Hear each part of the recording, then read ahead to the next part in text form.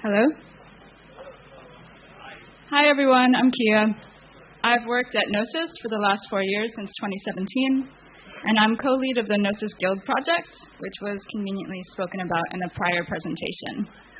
And today my talk is on Zodiac, the expansion pack for DAOs.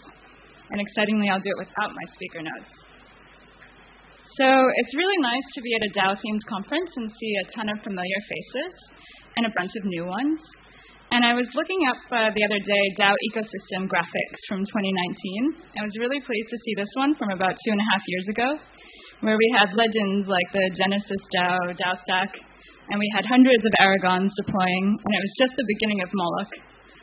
And then today, if we look at the DAO landscape and how it's growing, we have, like the DAO, protocol DAOs based on software development and decentralized protocols. We have service DAOs, but we also have social DAOs, media DAOs, and even collector DAOs for collecting digital artworks. And the boom has been massive. We can tell that it's really bloomed. So we know the DAO ecosystem is evolving, but are its tools? And the DAO tooling landscape has definitely grown. We know there's many more than there were before. But I wonder if, with the way that DAOs are flourishing now and having kind of a plug-and-play approach between them, what is the open standard that can connect them and make sure that they preserve modularity and composability? And it's been lacking in the space until now. So a composable design philosophy for DAOs, Zodiac is a collection of tools built according to an open standard. Because DAOs are not monoliths, they are constellations.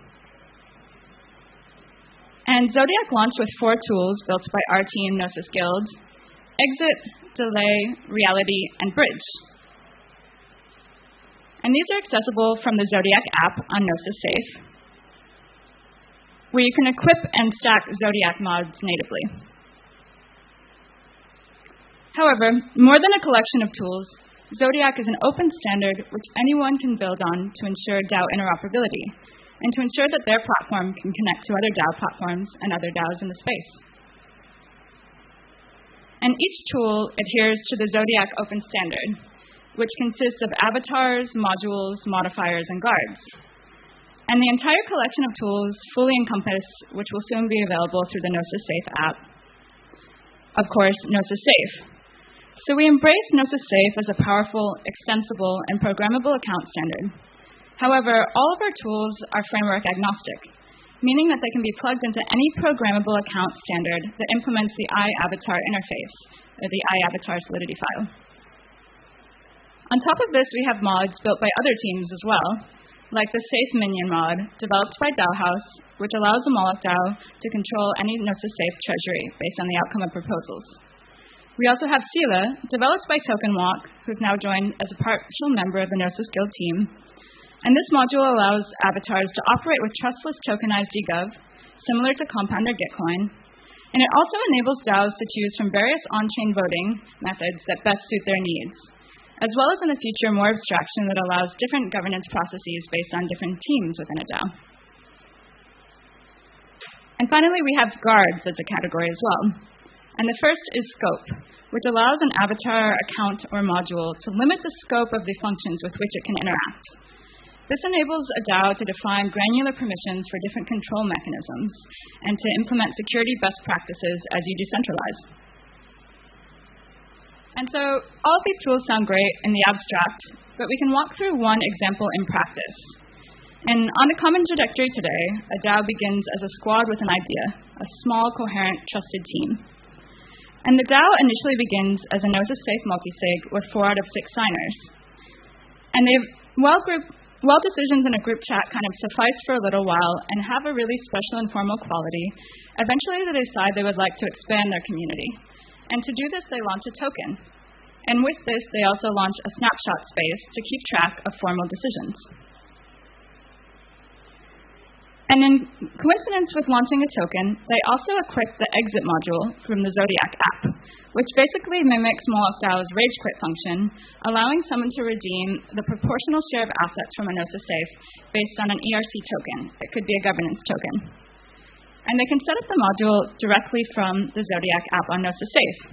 All you need is a token contract address and a circulating supply amount. and one transaction later, you've equipped Rage Quit for the safe. And so they've reached stage 2 on their journey to their own route of progressive decentralization, equipping Snapshot and Exit.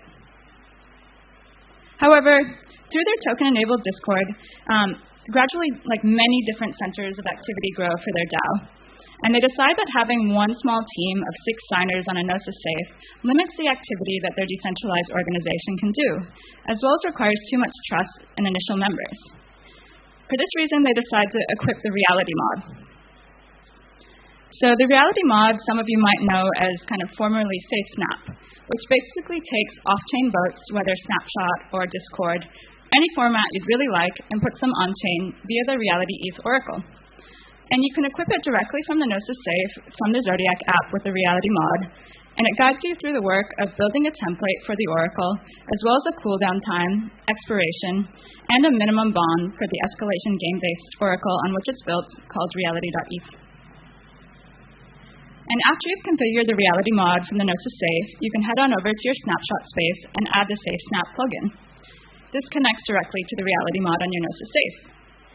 And this means with every Snapshot proposal, you can pre-prepare a transaction for your Gnosis Safe treasury, attach it to the proposal, and then once a proposal has been verified as successful, and that transaction can be executed by anyone in your community. And hence, phase 3 on their progressive decentralization route. So adding Reality now gives the community more meaningful control over the treasury. However, the 4 out of 6 Gnosis Safe multi-sig signers are still there and have veto power over the treasury. To get used to the kind of new decentralization that mods like Reality offer, first the DAO enables Scope, which is a Zodiac guard. And this, as I mentioned before, it limits the scope of functions a Gnosis Safe can call. This way it implements best security practices, making sure that no functions with which the DAO would be unhappy can be implemented. And I find that progressive decentralization is something that I think we still need to build a lot of cultural patterns around, both security best practices, but as well as trust between each other. So having mods like Scope and different guards allow a kind of resilience to organizations that we don't yet see with DAOs. And having done this, then finally comfortable with the security practices and cultural patterns they've developed, they basically set the Gnosis Safe signers to 0 out of 1, eliminating the Gnosis Safe multi-sig signers, and making the community have full access to the treasury based on successful proposals, but within a limited scope so that no malicious actions can be taken. And this is one example of the way that DAOs can use Zodiac on their own kind of organic pathway towards progressive decentralization. So basically, most DAOs today start as one platform, and it's difficult for them to evolve. And it's important that on their journey, they have the best route that they can take and be equipped along any lines. And continuing the example further, recently there's been much discussion in the community about going beyond token voting, or beyond simple token voting and plutocratic governance forms. And Zodiac keeps this closely in mind. So continuing the example before, you could say, then this DAO that has fully progressively decentralized, they then take an interest in conviction voting, which token holders can do to basically signal their preferences over time and the weight of their decision grows. And they find an app that's on the XDAI network for conviction voting that they would like to use and have it trigger transactions on their mainnet Gnosis Safe treasury. So they equip the bridge module, which was spoken about in the last discussion. It basically allows an arbitrary message bridge between XDAI and mainnet. And this allows them to save on gas fees by doing conviction voting on XDAI and then bridging the decisions back to mainnet and their original Gnosis Safe from which the DAO started. And along these lines, these mods are designed to take decision-making beyond token voting, looking to hybrid models using time delays and anti-collusion signaling methods. So we also have a mod called Delay, which enforces a time delay between a transaction being initiated and executed. And fundamental to the kind of Zodiac design philosophy is that it decouples avatars from decision-making, meaning that no longer practices surrounding governance, membership, and treasury need to be tied to a specific tool that a DAO uses. Instead, they can be customized independently of any of the platforms. And in short, Zodiac allows DAOs to evolve in a way that they have not been able to before, and takes them to heart as kind of living, breathing, evolving organisms rather than something stuck to a specific platform. And with the programmable account like Gnosis Safe at their core, tools built on the open standard support organizations that evolve over time, meaning you're not locked into one platform. And this allows DAOs that are not kind of monolithic flat hierarchies, but rather different networks of size and scale with different teams that work together on different missions to be able to coordinate more broadly, and to not have to inherit the governance processes from an initial team, or to have to move costly to another chain in order to do so. And so who are we, the kind of team, one of the many teams, hopefully in the future, that is behind the Zodiac Open Standard? So we're Gnosis Guild, a keeper of the open standard, and we have values like conviviality, experimentation, and co-ownership at our core. We're a small team, I co-lead it, and we operate using the tools that we build. We're incubated by Gnosis, and many of us have worked at Gnosis for quite some time. So being able to observe the rise of the Gnosis Safe, it's been amazing seeing actually how many DAOs have found the Gnosis Safe so useful, but also seeing a critical need to preserve compatibility as DAOs grow across and between platforms.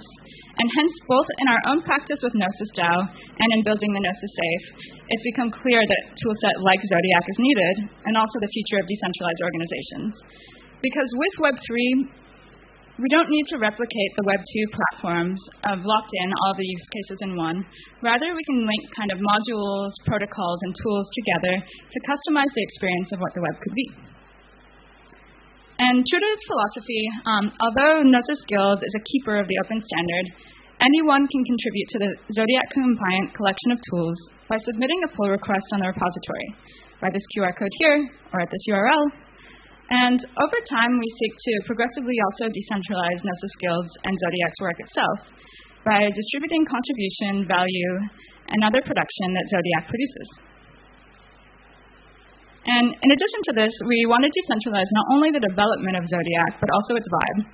So we worked with Props Supply, a design studio, to develop a design language for Zodiac that allows all of the mods and organizations to use it to look at the qualities that each affords an organization. So it could be strength, magic, dexterity, intelligence, wisdom, and basically overlay these to form badges that are according to what the organization or the tool itself that they have built espouses.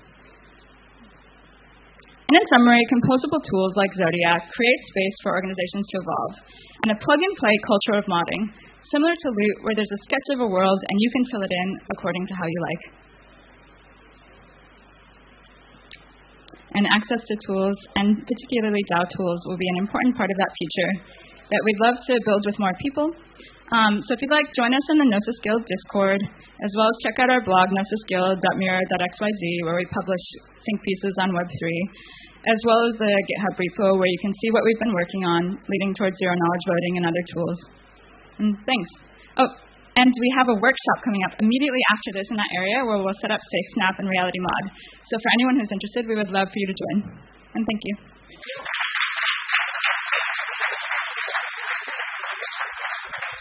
Cool. Thanks, Kia. So we have some time for questions. Any curious minds? There we go. How many bridges do you guys want to get to? Just doing X right now, but what's the goal? Yeah, so there's XDAI and obviously Ring could be mainnet as well. We're looking into what it would take to build something more like trustless bridges across other chains, actually ourselves, and being able to implement them. And we're assessing the EVM cross-chain compatibility, because basically with the mod that we've built, it can do any EVM-compatible chain right now. We just don't have the arbitrary message bridges that other people have built, but it's on our potential roadmap. So. Anyone else?